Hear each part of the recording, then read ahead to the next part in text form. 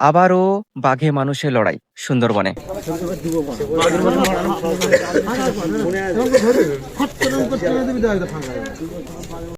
ঘটনাটি ঘটেছে কলস জঙ্গলে। ওনার স্ত্রী এবং ওনার সঙ্গীদের সঙ্গে ওনারা কাঁকড়া ধরতে কলস জঙ্গলে গিয়েছিলেন এবং সেখানে গিয়ে বাঘে মানুষের লড়াই।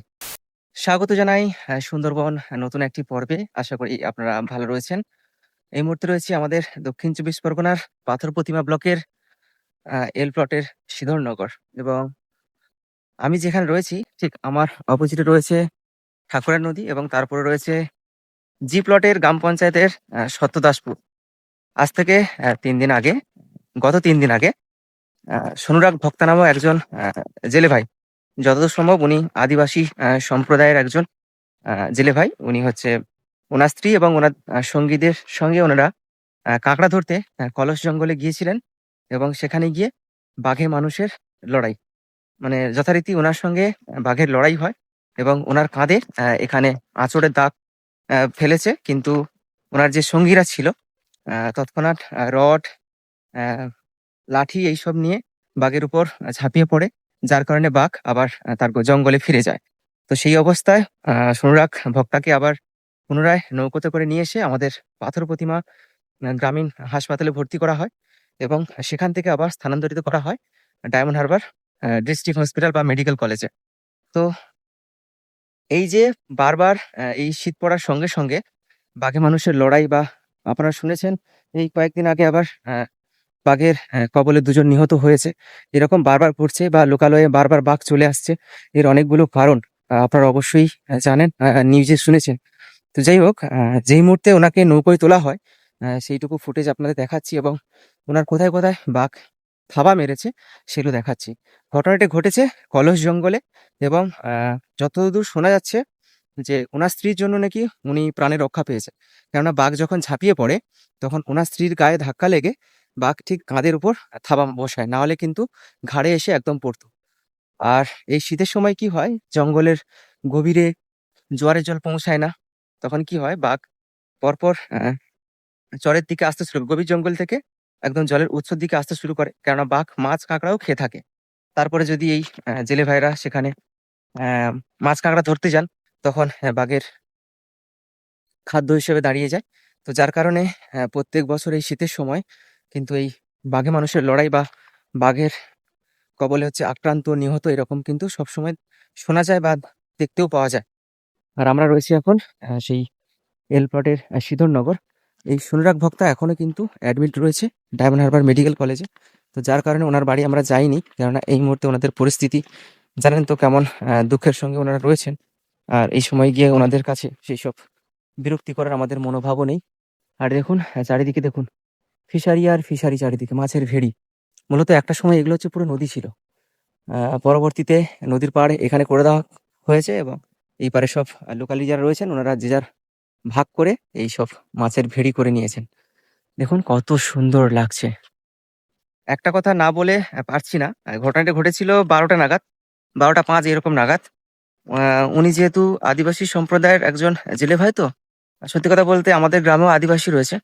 ওনাদের মধ্যে না একটা আলাদা এনার্জি, আলাদা মানে আলাদা পাওয়ার আছে। ওনাদের সাহসিকতা বা ওনাদের যে ক্ষমতা বা ওনাদের মানে বাঘের সঙ্গে বা যে কোনো প্রতিকূলতার সঙ্গে যে চোখে চোখ রেখে যে লড়াই, ওনারা সত্যি পারে। ওনাদের একটা একতা, একরুখো মনোভাব, মানে একরুখো বলছি বলে খারাপভাবে নেবেন না, বোঝানোর জন্য বলছি। ওনাদের একটা আলাদা মানে এনার্জি, ওনাদের মানে প্রচুর সাহস। ওনাদের স্বামী স্ত্রী ছোট ছোট বাচ্চাদের নিয়ে বড় বড় নৌকো, আবার নিজেদের কিছু মানুষজনের নৌকো রয়েছে, বা আবার অন্যজনের নৌকো ভাড়া নিয়ে এই গভীর জঙ্গলে কাঁকড়া ধরতে চলে যায়। মানে সেই গভীর জঙ্গলে যাবে হয়তো 7-8 জন 10 জন, কিন্তু এই কাঁকড়া যখন শিকার করবে তখন এই জঙ্গলের ভিতরে যে যার মতো একা হয়ে একদম মানে কি বলো দল ছুট হয়ে যায়। মানে দল একসঙ্গে দল বেঁধে আর যায় না, বিভিন্ন সাইটে গিয়ে ঢুকে যায়। সেখানে এত সাহস নিয়ে এই কাঁকড়া শিকার করে আনা, মানে কেউ জানে না যে সুস্থ হয়ে ফিরে আসবে কিনা, মানে কেউ জানে না। মানে সত্যি ওনাদের একটা আলাদা এনার্জি, আলাদা আলাদা পাওয়ার, আলাদা সাহস রয়েছে ওনাদের মধ্যে। এটা একদম আমি মন থেকে মানছি, মানে সত্যি বলছি। মানে আমরা তো দেখেছি ছোট্ট ছোট্ট বাচ্চাগুলো, মানে অনেকে পড়াশোনা করছে আবার অনেকে পড়াশোনা করছে না। আমাদের সাইটেও তো মানে সুন্দরবনের জঙ্গল রয়েছে, আমরা আর বেসিক্যালি আমিও সুন্দরবনের ছেলে। তো সেখানেও আমাদের গ্রামের পাশে আদিবাসী গ্রাম রয়েছে, সেখানে ছোট্ট ছোট ছেলেগুলো হয়তো 4-3 পড়ে, তারাও এইরকম ছোট ছোট সেই সিক নিয়ে কাঁকড়া শিকার করতে চলে যায় এই গভীর জঙ্গলের ভেতরে। মানে কুমির রয়েছে, বাঘ যদিও সেখানে থাকে না আমাদের লোকাল জঙ্গলে, সেখানেও এরকম চলে যায়। বাবা মায়েদের সঙ্গেও এরকম গভীর জঙ্গলে, যেসব জঙ্গলে বাঘ টাঘ রয়েছে সেগুলোতেও চলে যায়। আর দেখুন পরিবেশটা কি সুন্দর লাগছে, দেখুন কত সুন্দর লাগছে, মানে পিকনিক করার একটা আদর্শ জায়গা, অসম্ভব সুন্দর লাগছে।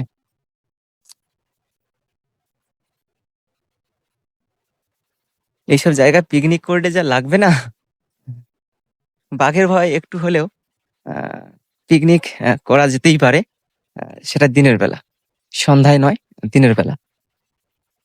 আর দেখুন শ্বাসমূল একদম ভরপুর, বড় একটা বাইন গাছ, লোকাল ভাষায় বানি গাছ বলে থাকেন এখানে, আমরাও বলি। আর ওই যে হচ্ছে পথ, মানে মানুষজন যা আসা করে সাইকেল নিয়ে, ইটের রাস্তা। নাহলে কিন্তু কি দারুণ লাগছে দেখুন, বিশাল, মানে এই যে মাছের ভেড়ি, প্রায় মানে কত 13 কিলোমিটার ডিস্টেন্স রয়েছে, মানে আপনি সাইকেল নিয়ে যাবেন যেন শেষ হবে না, শেষ হবে না। আর এখন সত্যি কথা বলতে সুন্দরবন সাইটে এখন ড্রোন ওড়ানো নিষেধ, আমাদের পাথর প্রতিমা রেঞ্জ রেঞ্জ থেকে বা এ থেকে সব সতর্ক করে দিয়েছেন, সাইবার ক্যাব থেকে আমাদেরও ফোন করেছে, ড্রোন ওড়ানো একদম নিষিদ্ধ করে দিয়েছে।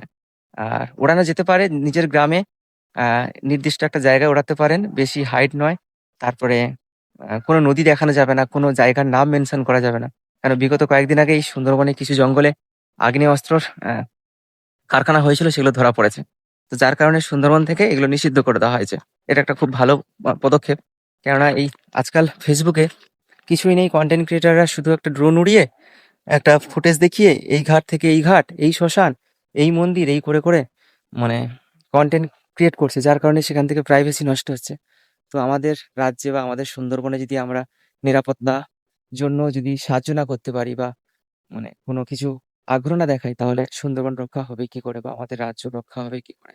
এই যে শীত পড়েছে না, মানে এই নভেম্বরের মাঝখান থেকে ডিসেম্বর, জানুয়ারি, ফেব্রুয়ারি, মার্চ মাস পর্যন্ত এই লোকালয়ে বাঘ পেরিয়ে আসার ঘটনা অবশ্যই শোনা যাবে, আপনারা শুনতেও পাবেন আর দেখতেও পাবেন নিউজ চ্যানেলের মাধ্যমে। এবং তার সঙ্গে শুধু লোকালয়ে বাঘ চলে আসছে তা নয়, তার সঙ্গে বহু মানুষ এই গভীর জঙ্গলে মাছ কাঁকড়া ধরতে গিয়ে আহত নিহতও হবে, সেটাও আপনারা মিলিয়ে নেবেন। এটা প্রত্যেক বছর ঘটে। তো আমি কামনা করি ভগবানের কাছে এরকম কিছু যেন না ঘটে, কিন্তু এরকম শোনা যায় আর শুনতে পাবেন, মানে এটা বলার কোনো ভাষা নেই, এটা একদম কনফার্ম। প্রত্যেক বছর হয়ে থাকে এই শীত পড়ার সঙ্গে সঙ্গেই বাঘ মানুষের লড়াই, আহত নিহত, শুধু বাঘে নয়, বিভিন্ন মানে জীবজন্তুর সঙ্গে এইসব ঘটনা ঘটে থাকে। তো যাই হোক, আর বেশি কিছু বলবো না, এইটুকু আজকের বলার। তো ওনাদের বাড়ির যে কি ঘটেছিল সেদিন, প্রত্যক্ষ কি হয়েছিল, ওনার স্ত্রীর কাছে বা ওনার সঙ্গে অবশ্যই সাক্ষাৎ করব এবং আপনাদের তুলে ধরার চেষ্টা করব। তার আগে ভগবানের কাছে প্রার্থনা করি উনি একদম যেন সুস্থ হয়ে ওঠেন। এই যে কলস জঙ্গলে বাঘ কিন্তু খুব হিংস্র, কেননা এই কলস জঙ্গল অনেক বড়। কলসের পাশে রয়েছে চুলকাঠি, বিজিয়াড়া। কলস থেকে আবার যদি মাতলা বিদ্যাধরী নদী পেরিয়ে যায়, তাহলে কেঁদোখালির জঙ্গল, এইসব দ্বীপ রয়েছে। আর মূলত এই কলস জঙ্গলে যে পাশে রয়েছে ঢুলিবাসানি 6, ঢুলিবাসানি 7, এইগুলোতে মূলত কি হয়, আমাদের দক্ষিণবঙ্গে যে সুন্দরবনের লোকাল সাইডে যেসব বাঘ চলে আসে লোকালয়ে, সেই সব বাঘ রেস্কিউ করার পর এই ঢুলিবাসানির জঙ্গলে ছেড়ে দেওয়া হয়, না হলে চামটার জঙ্গলে ছেড়ে দেওয়া হয়। তো যে কারণে বাঘকে অন্য একটা জঙ্গল থেকে রেস্কিউ করার পর এইসব জঙ্গলে ছেড়ে দেওয়া হয়, তাই এখানকার বাঘ খুব ক্ষিপ্ত, তাদের আক্রমণের বা তাদের শিকারের যে তেজ অনেকটাই বেশি।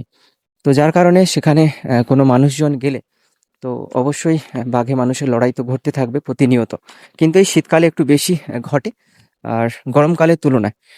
আর বিগত কয়েক কয়েক বছর আগে একজন অল্পবয়সী ছেলে কিন্তু এরকম তার বাবা মার সঙ্গে এই কলেজ জঙ্গলের চরে চরপাটা জাল যে হয় না, সেই চরপাটা জাল ঘিরেছিল।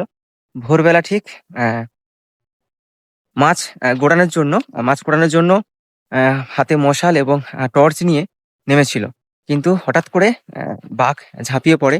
কিন্তু সেই যে ছেলেটা জালের অপোজিটে ছিল, আর ঠিক জালের ওপার মানে অপর প্রান্ত থেকে বাঘ লাফিয়ে পড়ে।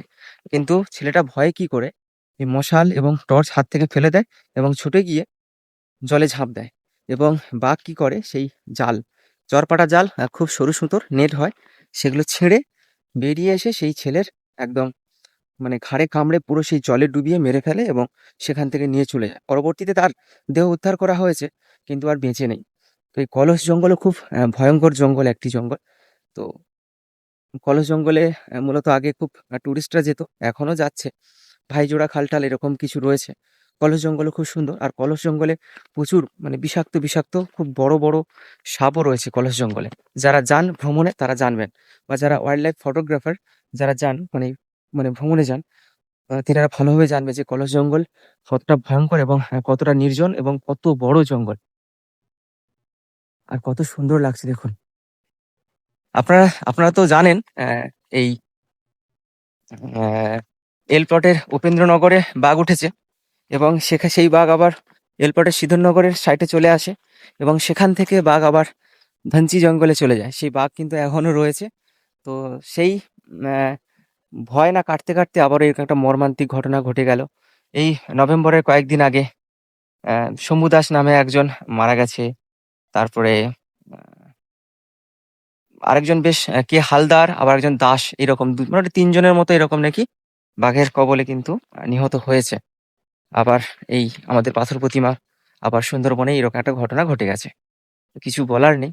যারা প্রতিনিয়ত সুন্দরবনের জঙ্গলে যান, মাছ কাঁকড়া ধরতে যান, ওনাদের জীবনটাই ঝুঁকিপূর্ণ, পুরোটাই ঝুঁকিপূর্ণ। ওনারা যদি বাড়ি থেকে বেরিয়ে যান, ওনারা জানেন না যে আমরা সুস্থ অবস্থায় পরিবারের কাছে ফিরে আসবো কি আসবো না, বা যদি ফিরে আসি সুস্থ কি অসুস্থ অবস্থায়, সেটা কেউ জানে না। আর সুন্দরবনে যে শুধু বাঘের জন্যই যে মানুষের আহত হয় নিহত হয় এরকম কিছু নয়, অনেক কারণে বোট ডুবে যায়, কুমির অসুস্থ হয়ে পড়ে, হার্ট অ্যাটাক হয়ে যায়, অনেকের মৃগী রোগ থাকলে কনভালসেশন হয়ে জলে ডুবেও মারা যায়। এরকম প্রতিনিয়ত সুন্দরবনে ঘটে চলেছে। তো এখানকার মানুষজনদের বেঁচে থাকার জন্য কতটা পরিশ্রম, কতটা লড়াই করতে হয়, আপনারা যারা সুন্দরবন আসেন বা দেখেন এইগুলো ভালোভাবে উপলব্ধ করতে পারবেন। কয়েকদিন আগে কিন্তু এইসব রাস্তার টায়ার বাজি ফোটকা ফাটিয়ে কিন্তু ফরেস্ট কর্মীরা বা স্থানীয় বাসিন্দারা চিৎকার চেঁচামেচি করেছিল এইসব স্থানে বাঘ এসেছিল মানে পাশের বড় জঙ্গল থেকে। যত সম্ভব সবাই ধারণা করছে যে কলস জঙ্গল থেকে বা ঢুলিবাসানি থেকে পেরিয়ে এসছে। আর আমরা সাইকেল নিয়ে চলে এসেছি, আর এই রাস্তার যাওয়ার রাস্তা নেই, আর এত গভীর এত বন জঙ্গল হয়ে রয়েছে। আর দেখুন কত সুন্দর লাগছে, অসাধারণ লাগছে। আর এগুলো পুরো জঙ্গল, আর এই জঙ্গল প্রচুর গভীর। আর ওই পারে ঠিক রয়েছে ধনচি আইল্যান্ড। আর ওখানেই বাঘ এখনো নাকি রয়েছে। জাল ঘিরে রেখেছেন আর খাঁচা পেতে রেখেছেন, আর টাইগার টিমও ওখানে সব মজুদ রয়েছে। মানে সবাই প্রস্তুত রয়েছে কোনো কারণে বাঘকে যদি খাঁচাবন্দি করে আবার পুনরায় সেই জঙ্গলে ছেড়ে দেওয়া যায়।